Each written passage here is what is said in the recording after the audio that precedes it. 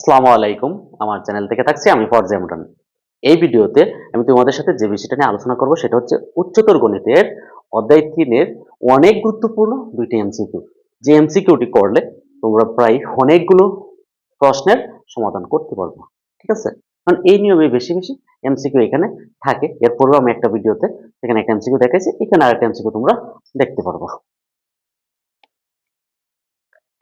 তো দেখো এমসিকিউটা কি আছে এখানে বা প্রশ্নটা কি আছে দেখো এখানে হচ্ছে প্রথম যে প্রশ্নটা আছে সেটা হচ্ছে এবিসি ত্রিভুজের বি কোণ সূক্ষ্মকোণ হলে নিচের কোণটি সঠিক। এই প্রশ্নটা কুমিল্লা বোর্ড 2023-এ এসেছে। ঠিক আছে?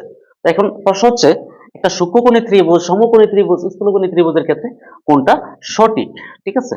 তো আমরা যদি ত্রিভুজটা নেই তোমরা লক্ষ্য করো এখানে আমরা একটা ত্রিভুজ নিলাম যেখানে হচ্ছে আমি একটা দিলাম এ আর একটা হচ্ছে এটা হচ্ছে বি আর এটা হচ্ছে সি।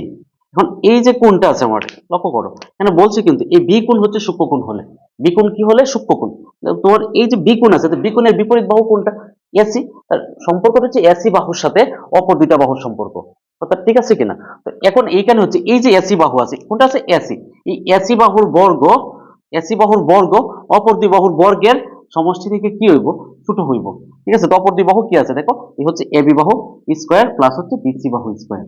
ঠিক আছে? এই শর্তটা সঠিক হবে যদি বি সূক্ষ্মকোণ হয়। আর যদি বলতো বি সমকোণ তাহলে এখানে কি হইতো সমান চিহ্ন হইতো। ঠিক আছে? আর যদি এটা বলতো বি স্থূলকোণ তখন এই যে চিহ্নটা গ্রেটার দেন হইতো। ওকে? তো দেখো তোমরা এই ব্যাপারটা বুঝতে পারছো না তাহলে দেখো এখানে কোন শর্তটা মানে এই যে AC square less than AB square plus BC square. তো এটার ক্ষেত্রে এটা সঠিক। ঠিক আছে? তো আশা করি তোমরা এই যে অঙ্কটা বা এই প্রশ্নটা তোমরা বুঝতে পারছো। এরপরে আসো এই প্রশ্নটা কি বলছে একটি ত্রিভুজের তিনটি বাহুর দৈর্ঘ্য যথাক্রমে 3 4 5 একক হলে ত্রিভুজটির মধ্যমাত্রয়ের বর্গের সমষ্টি কত। তো মধ্যমাত্রয়ের বর্গের সমষ্টি। তো তোমরা প্রথমে দেখো ত্রিভুজটাকে দেখো আমরা একটা ত্রিভুজ প্রথমে অঙ্কন করি। আমি ধরে নিলাম এই ত্রিভুজটার এ বি সি এবং বাহুর দৈর্ঘ্য একটা ধরলাম এ একটা বি আর একটা হচ্ছে সি। এখন লক্ষ্য করো এখানে হচ্ছে মধ্যমা কি আছে মধ্যমা আছে। তো মধ্যমা হচ্ছে এই আর একটা হচ্ছে এই একটা হচ্ছে এই এই হচ্ছে তিনটা মধ্যমা। আমরা যদি এগুলার নাম দিই এটা নাম দিই ডি এইটা যদি তোমরা ই চিন্তা করি ই আর এইটা যদি আমরা চিন্তা করি এফ। মধ্যমা বোঝো কিনা যে কোনো ত্রিভুজের যে একটা ত্রিভুজের যে কোনো বাহুর মধ্যবিন্দু থেকে তার বিপরীত কোণের দূরত্বকে কি বলে মধ্যমা বলে। ঠিক আছে? এই মধ্যমার সাথে বাহুর যে সম্পর্ক আমাদের এগুলো ধরার দরকার নাই। দেখো মধ্যমার সাথে বাহুর সম্পর্কটা কি আমরা জানি মধ্যমা আর বাহুর সম্পর্ক অর্থাৎ বাহুর 3 গুণ আর মধ্যমার হচ্ছে 4 গুণের বর্গের সমষ্টি। ঠিক আছে? বাহুর বর্গের সমষ্টির 3 গুণ আর মধ্যমার বর্গের সমষ্টির কয় গুণ 4 গুণ। ঠিক আছে?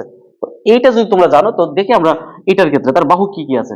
তার বাহু হচ্ছে এবি তাহলে এবি স্কয়ার আরেকটা বাহু হচ্ছে বিসি বিসি স্কয়ার প্লাস আরেকটা হচ্ছে কি এসি এ হচ্ছে এসি স্কয়ার এবং এগুলার 3 গুণ সমান সমান হচ্ছে তার মধ্যমার কয় গুণ 4 গুণ। 4 গুণ কি কি মধ্যমা কি কি আছে দেখো এডি। তো তোমরা লিখতে পারো যে এডি স্কয়ার প্লাস হচ্ছে আরেকটা কি আছে বিই স্কয়ার প্লাস হচ্ছে বিএফ স্কয়ার। এই হচ্ছে তোমার মধ্যমা। ঠিক আছে? এখন হচ্ছে আমাদের বের করতে হবে কি বলছে দেখো বলছে মধ্যমাত্রয়ের বর্গের সমষ্টি। এই যে মধ্যমাত্রয়ের বর্গের সমষ্টি আমাদের এইটা বের করতে হবে। যদি এইটা আমরা বের করতে চাই তাহলে কি হইব দেখো আমরা এই অংশটাকে বাম পাশে নিয়ে আসবো।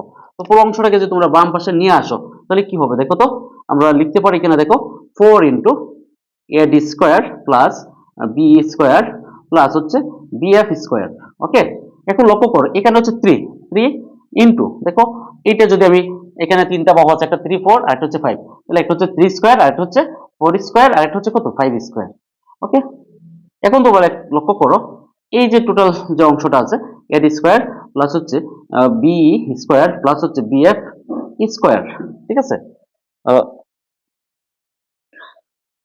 ছোট এখানে বি না এখানে হইব বি। ঠিক আছে?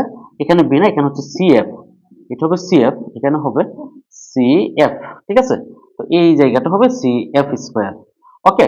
এখন দেখো এই 4টা এই পাশে গুণ আছে এই পাশে কি হবে ভাগ হবে 3/4 আর এখানে হচ্ছে 9 প্লাস হচ্ছে 16 প্লাস হচ্ছে কত 25। দেখো এই সম্পূর্ণটাকে যদি তোমরা ক্যালকুলেশন করো তাহলে কত হবে 37.5 বর্গ একক। ঠিক আছে? তো এই যে এটা হচ্ছে এখানে আনসার এই যে 37.5 বর্গ একক তোমরা এটা ক্যালকুলেটরের সাহায্যে ক্যালকুলেশন করে ফেলো। তো দেখো যে এই টাইপের যে কোনো অঙ্ক তোমরা এই সূত্রের মাধ্যমে করতে পারবো।